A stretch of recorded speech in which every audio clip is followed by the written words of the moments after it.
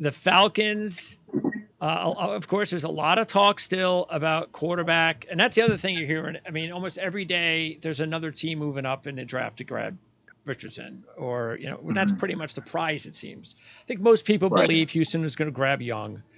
And then the deal is that who's going to move up to try to get Richardson.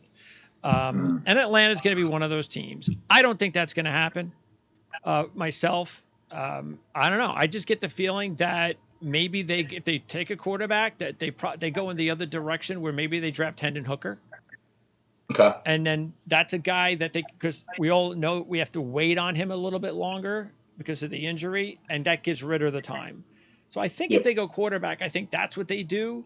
But let's just go over the overall team needs besides quarterback. What do you think would be the number one need outside of that prized quarterback position? Yeah, I mean, outside of quarterback, the first area that I look at when I'm looking at their depth chart is corner. They do have a solid number one in AJ Terrell from Clemson, and he's kind of, again, had a couple ups and downs early in his career, but I think he has solidified his status as a solid number one corner on a quality football team. Casey Hayward's lining up from him right now, soon to be 34-year-old Casey Hayward, who just came off missing 11 games, right? And beyond him, they signed Mike Hughes. They have D. Alford, but at nickel. Darren Hall's an unknown, right? So that's a very vulnerable group, right? Could it work out if Hayward comes back? He's been in the league a long time. He played a lot of football. Health has never really been a concern for him. All right, so yes, I could see him coming back to the Casey Hayward of old. But, both for 2023 and the long-term future, there's nothing there at corner. Yeah, they may need two. At where? Yeah, no, at least two corners. Yeah. So what do you think? Who fits the best? Because if they are thinking about a guy that could also play the nickel, which is a huge hole. Because even if Hayward plays, at least Hayward plays this year, and you're okay there for a year, but you still got a major hole. There's no way they could feel good with Mike Hughes playing. Maybe they can get by with it, but corner nickel, is there a guy, or do you think first round, if they go corner, they're just going to go with the best guy who doesn't necessarily doesn't necessarily look like a nickel, and that would be Devin Witherspoon or Christian Gonzalez? I mean, I'm not going to put Christian Gonzalez in that discussion because I don't think he's going to be there when Atlanta's on the clock. But yeah, I mean, if he does fall to Atlanta, that's a pretty easy pick for me. That's one of those like where you call your hand in the card before your time's up. If Gonzalez is there, match made in heaven. And now you're talking about two guys. I mean, I have Gonzalez graded in terms of coming out of college. I have Gonzalez graded. I don't want to give away too much in the final rankings, but up there with the best corners that have come out in the recent years, right? I mean, Sauce Gardner. I'm not saying Gonzalez is going to be an all-pro in his year one, but coming out of college, they're very similar grade-wise. So I don't think he's going to be there. So I think you're talking about Devin Witherspoon, who the question with him, and it's still a question, is the long speed. Can he truly match up on an island against NFL speed and carry them downfield? That's not an issue if you do put him in nickel in certain looks, put him inside. And his mentality with how physical he plays, I mean, you could make an argument that might be a better spot for him. So, Witherspoon is a guy that, if there's betting odds on where they're going to go with that first pick outside of quarterback, like we said, Witherspoon's going to be that guy. All right. Let's see. And the safety position obviously is all set. You have Grant and newly signed Jesse Bates. Let's talk about and by the way, the new defensive coordinator now is Ryan Nielsen. He's going to keep the same 3-4 base, so that's important to know. We're looking inside, and they did add Eddie Goldman, but that's like a plus kind of guy. Hey, if he could play for you after retiring last summer, then okay. Right. They signed the Onyemata from New Orleans. So that was good. You have Grady Jarrett, who's still there. And then they just signed Calais Campbell, which was nice. So that's like the latest thing that won't be, by the way, on the draft guide because that came out late. Because of that move, though, again, let's keep in mind the Campbell move and the Goldman move. That's like a 1-year kind of deal. That's not going to help the long term. But maybe it's enough that they don't have to work. Maybe it gives them a little time in the draft. Maybe they could skip a round or two before worrying about adding some more youth, which they definitely need. At least another good young defensive lineman at some point. Yeah, adding defensive line should be on everyone's list every year. Doesn't have to be early in the draft, but it's got to be at some point, at least in the middle rounds. You got to add talent. Whether, if you want to throw in the outside linebacker mix and just say, hey, the defensive front needs bodies in every draft. So you can throw in the outside linebackers, that discussion. But with Atlanta in particular, like you said, this is going to be the best defensive line that Grady Jarrett has played on in a long time. But you can easily make the argument that next year they're back to where they started this offseason. And because of that, defensive line is very much in the picture as early as the second round. I don't think it's going to be an option in round one, but second round rolls around, it's on the list, right? And this is every general manager's front office's goal is they fill enough holes in the draft, in the free agency, that they can go into the draft without shopping hungry, right? They're not going to the draft saying we need a defensive line. If not, we're screwed, right? And I think that's what these free agency moves to me along the defensive line were.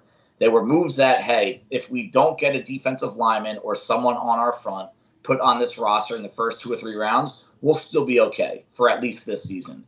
Imagine they had not signed any of these guys in free agency. I mean, you're going into draft weekend saying, hey, we might have to go round one, even though the grade doesn't fit, the grade of the player does not fit this profile where we're picking. So I think they're in a good spot if they ignore the defensive line over the course of their first 2 picks.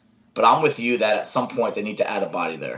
And the offensive line, now McGarry was re-signed, so that worked out perfectly for them. I think what really worked out perfectly for McGarry was the switch to the zone scheme, because that worked out perfectly. It changed his career. And so Dahlman, I still think they have high aspirations for Dahlman at center. Hennessy gives them, I think, a guy that I think they'd prefer to be maybe like a 6th lineman in a way, interior guy. Yep. That means that at some point, now look, I still think Schaefer's a guy to keep an eye on. So maybe another year, maybe he wins the job, but picking another guard at some point in the draft. And you know what? Maybe even sign a guy, because it's not something I think is a major need, but it is something that they should probably figure on adding at some point. Yeah, I mean, I'm right with you. I literally wrote down the same thing on my notes, is that Hennessy is an okay starting interior lineman, but your ideal, because of his history at center, that's the guy that comes off the bench that can literally back up all 3 spots. And there aren't many guys that can do that. That's a very valuable asset for an offense, to have someone, your 6th lineman, that can back up any 3 of those interior spots, and your offense won't skip a beat.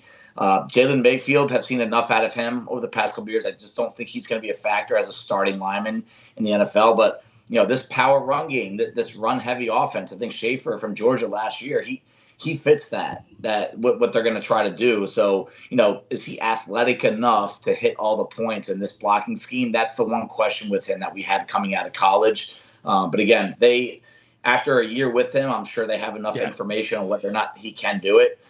So it'll be interesting. If you see them go O-line early, I think that's going to be a mark on Schaefer's sheet that he's probably not going to be the guy. And speaking of skill positions, they added Scotty Miller recently. So that happened after the guide went out. And they haven't done anything at running back, but and we talked about this. I think it's interesting because Huntley played really well for them. And I think that they might be looking at this where, look, I don't think that they're going running back in the first round, because I agree with you. I think corner is just too big of a need.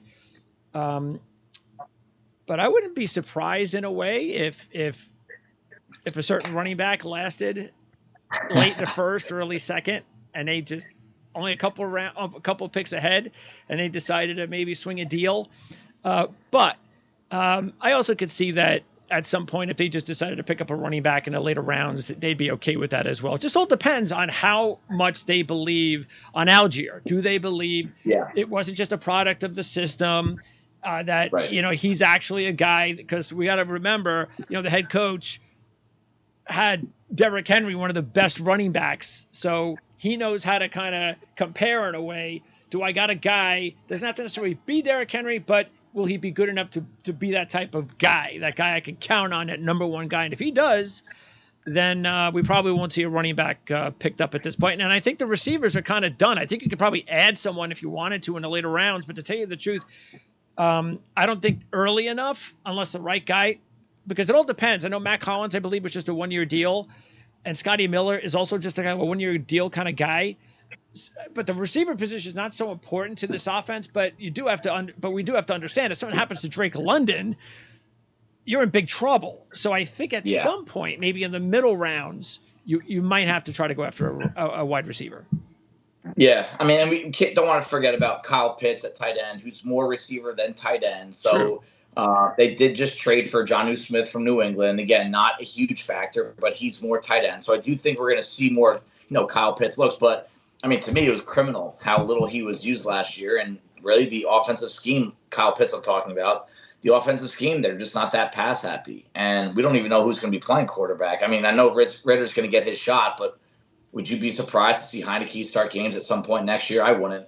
So you're really looking at an offense that's going to be, leaning heavily on the running game. And, running back to me is not one of the top 3 or 4 needs on this team. But, I mean, hey, at some point, I think the discussion needs to be had about Bijan Robinson. And does Arthur Smith fall in love with that idea of having him in their backfield?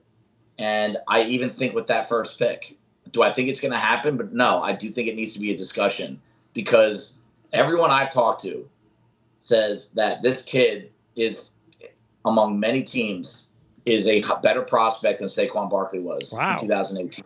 They're saying that this is arguably one of the top 3 running back prospects of all time. Yeah, that's going to make it hard for him to pass on. And, but I agree with you first. But who knows? I mean, maybe he doesn't think Witherspoon is his guy. Right. And do you think there would be a reach at corner if he believed that, outside of Gonzalez gone off the board? Is Witherspoon the only other guy that you think that should go at that spot? And then therefore, if he doesn't like Witherspoon, there opens up the possibility of another position there. I have a hard time putting any other corner in the top 10. Okay. I personally like Ringo, but I don't think there's a shot he goes in the top 10. There's a lot of development there that's still needed. And I don't see a corner going that high that needs as much development as Ringo, even though I personally do like him. If we're, really projecting what we think Atlanta will do, I don't think that's an option in the top 10. So, this cornerback class is deep. You are going to have good corners available day 2. Is that a strong enough reason to overlook corner in round 1, your top need, and take into the best play in the draft, Bijan Robinson, that fits your offensive philosophy? It's something to keep an open mind on, and don't be shocked if it happens draft night. All right, and then I think pretty much everything else, as far as you went out, you made the deal for Ellis on the edge. You have the 2 kids from last year, Malone and Ebiketie. So look, Carter's okay. It's not going to happen with the first pick based on projections and where players are going to go, but it wouldn't be a surprise either if somewhere middle rounds, early rounds, that the right guy kind of fits, because it's not like you look at their edge rushers and automatically know if there's the guy. They don't really have that guy yet. So that's about it as far as I think what else Atlanta needs to keep an eye on.